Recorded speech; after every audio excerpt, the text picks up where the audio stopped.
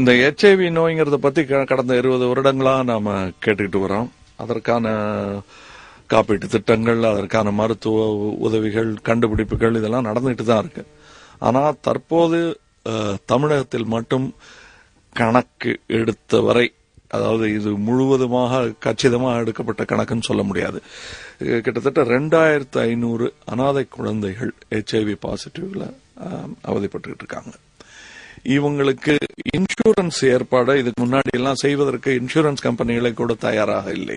ஆனால் இப்பொழுது PSI என்ற ஒரு வாஷிங்டனில் தலைமையகத்தை வைத்திருக்கும் ஒரு நிறுவனம், NGO நிறுவனம் மாதிரியான ஒரு நிறுவனம் இந்த முயற்சிகளை எடுத்துக்கொண்டு தனியார் நிறுவனங்களுடன் கலந்தாலோசித்து அவர்களுக்கு இன்சூரன்ஸ் ஏற்பாடு செய்யும் ஒரு வழியை கண்டுபிடித்திருக்கிறார்கள்.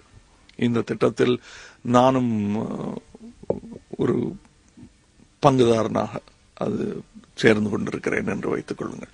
பங்குதாரன்னா உடனே வியாபாரம் அந்த பங்குதான் நினைக்க வேண்டாம்.